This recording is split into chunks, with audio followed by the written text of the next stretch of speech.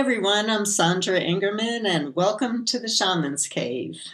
And I'm Renee Baribeau, and we are really excited to be here with you today. We have a big topic.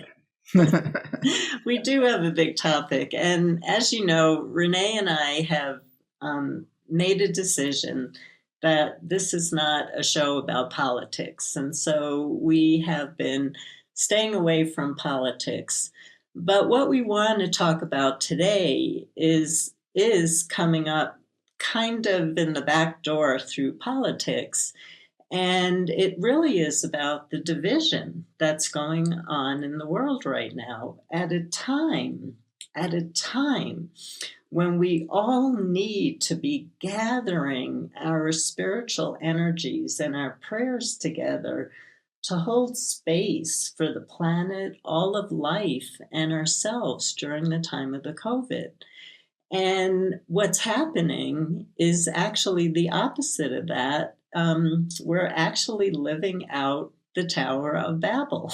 In my eyes, this is in my eyes. I'm seeing the Tower of Babel. I'm hearing people screaming at each other, but they're not making any sense. They're not using words that make any sense. There's just anger, anger, anger, and division.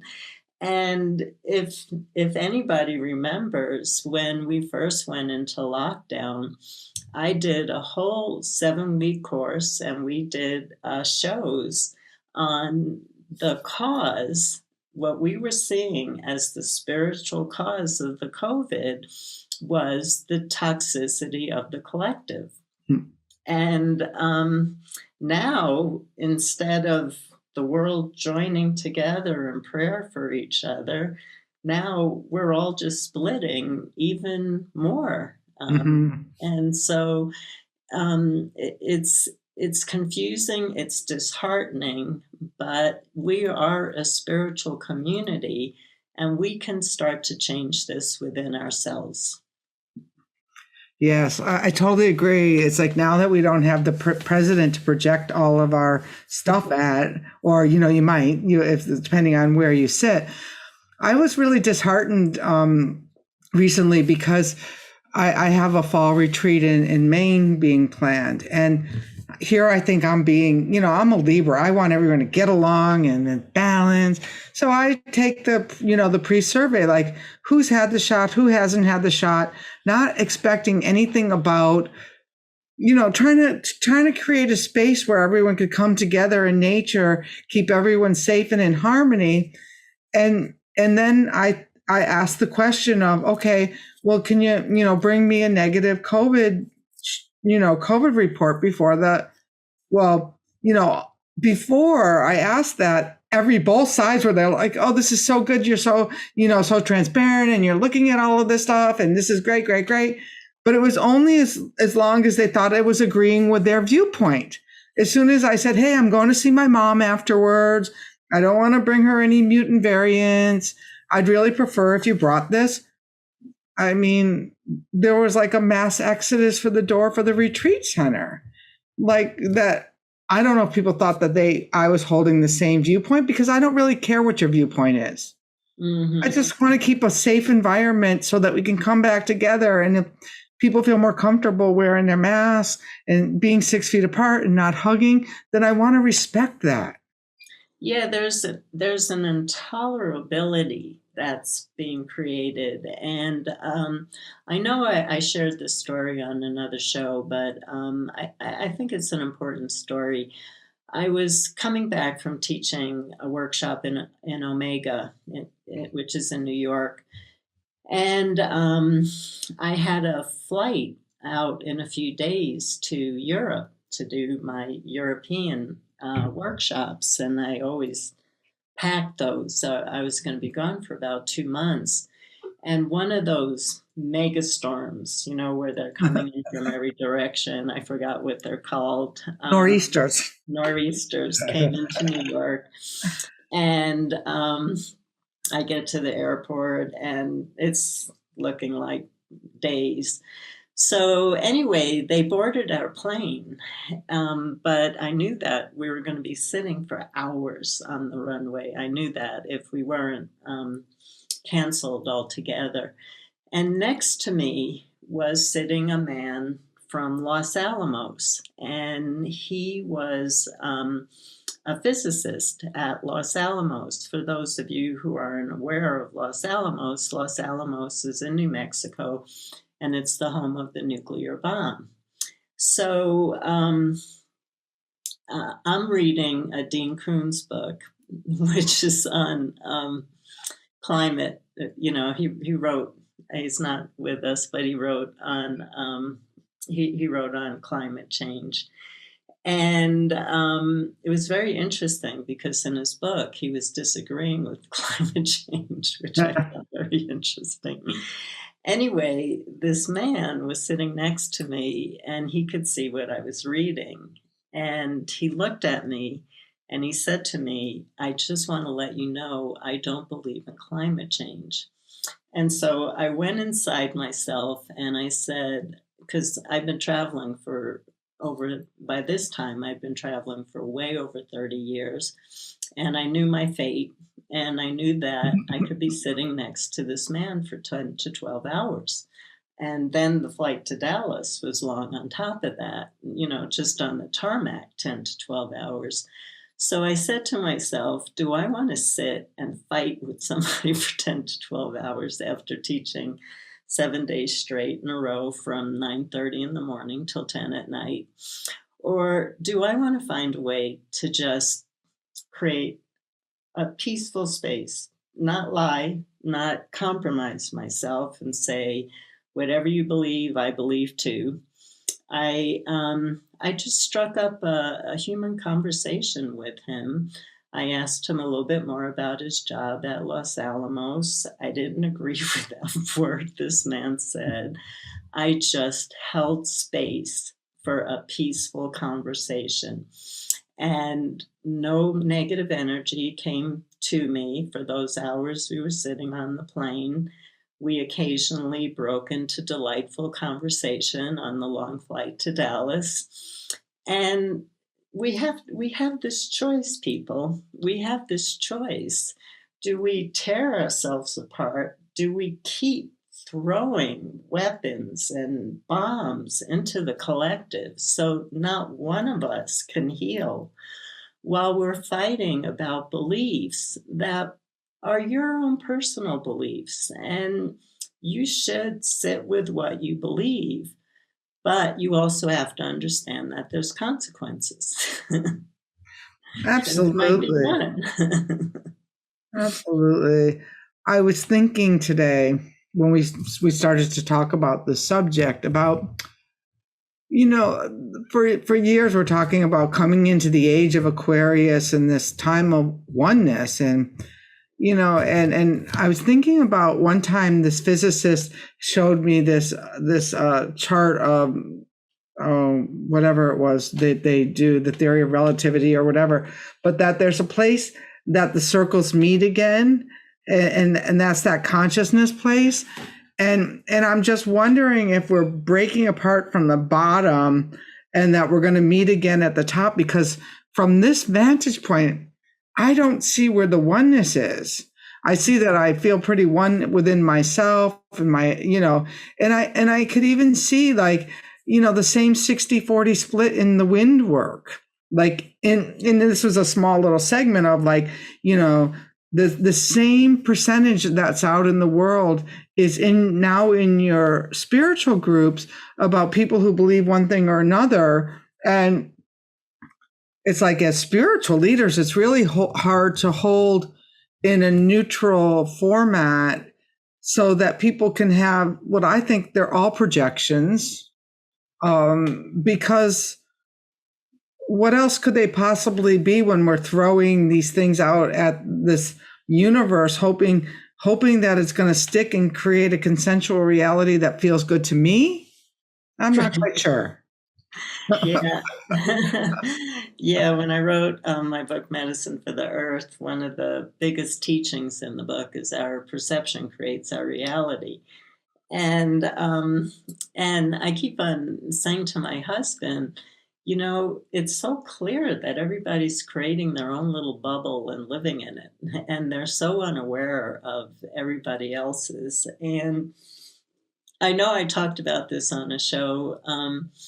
I I don't know what it is, and I think it's, and this could be a tip for us. As you know, as many of you know, I've been dealing with a health issue, and it's been the biggest initiation and the biggest dismemberment in my life that I've gone through. And what I can say, 6.5 years into it, I've heard from sources that I trust. I only have another year left. um, but what I can say has happened to me is I'm so worn down that I can only speak from my truth.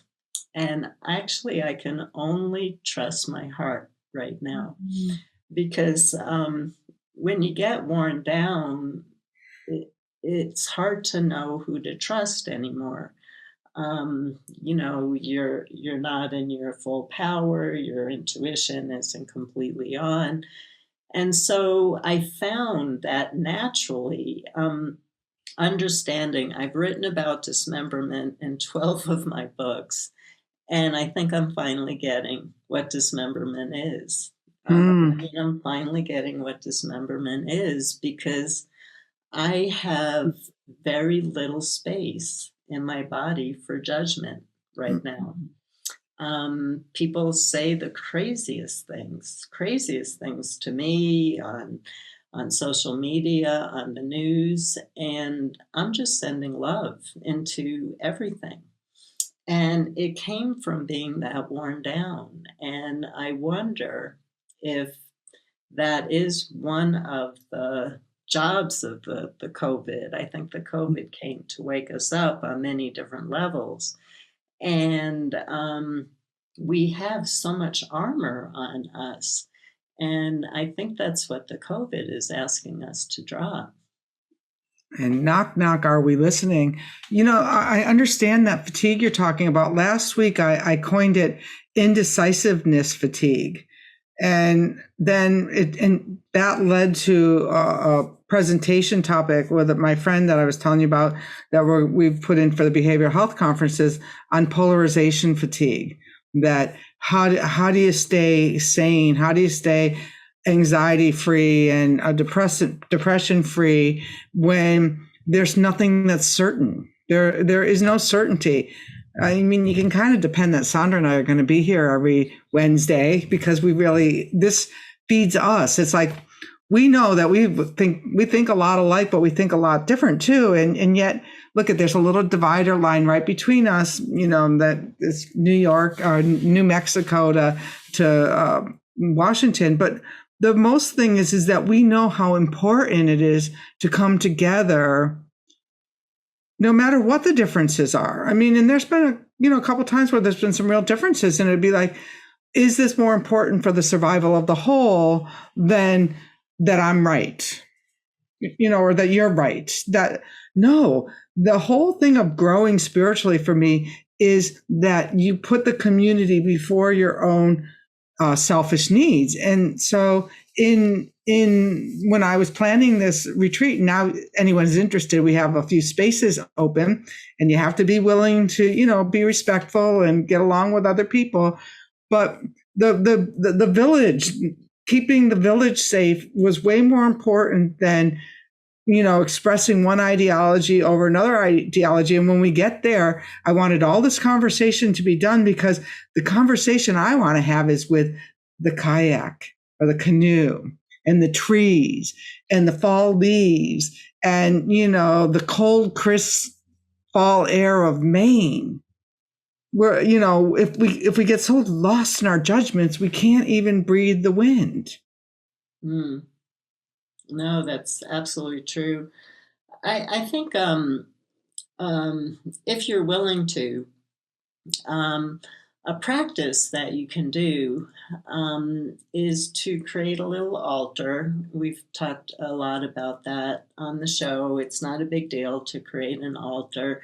You can take a nice hanky or a nice little rug. I'm trying to keep this for those of you who have gigantic altars. Don't judge me.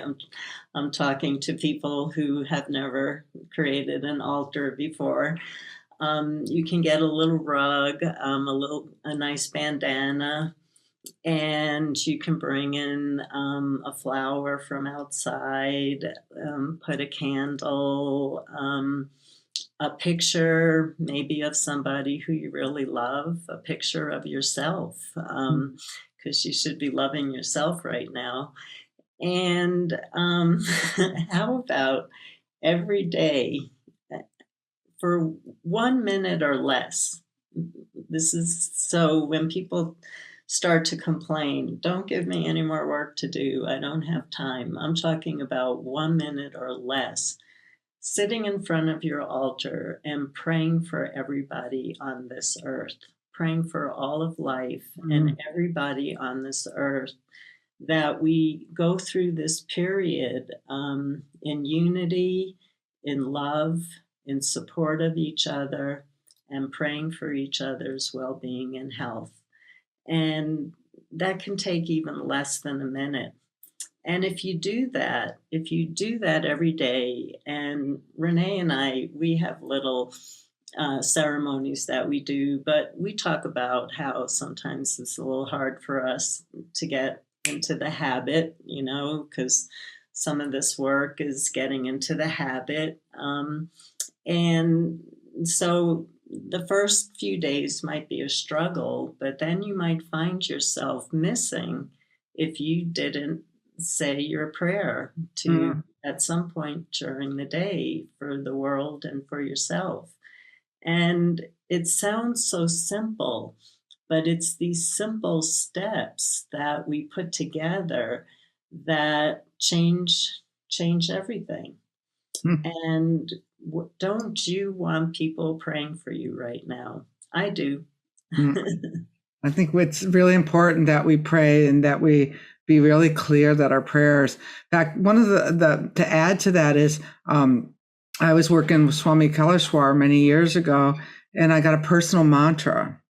And lo and behold, when I wake up early in the morning, I'll run through my mantras in my head, and if something comes up that's really hard for me, I'll spin to my personal mantra. And if any of you need a copy of that, because there's like 5 or 6 you choose from, and you just pick and you get to know that mantra. It's a vibration that you say it enough times, it knows what to do for you. Reach out to me over either on the Shamans Cave or on the YouTube channel, and I'll be happy to do that. Or email me off thepracticalshaman.com or one of our spaces. You'll get to us. Hey, we just want to. That's a great practice. I don't think we need to do another practice for today, but I do want to say that we've decided to take our podcast bigger. We're on Buzzsprout, which is now going to take us over to Pandora and all of these other places where and we are the very first week we were there, we had 1,500 downloads. Can you hear? So she can talk about someone that can throw you off as that meow of hers. Meow and then me in, but it's all about her. Hold on. She's congratulating you. Yeah, you should see yesterday she brought home a rabbit as big as she is. Oh my goodness. It's a little tricky. We're going to have an altar for all the animals she brings home. Would you stop? I guess I'm going to have to let her in. So Sandra, you want to say thank you, and we'll see you next week? Yes. Sammy is saying it's time to end the show. Blessings, everyone. I love you. Stay safe and open your heart. It doesn't hurt to send love out to the collective. It will only help. Blessings. Blessings, everyone.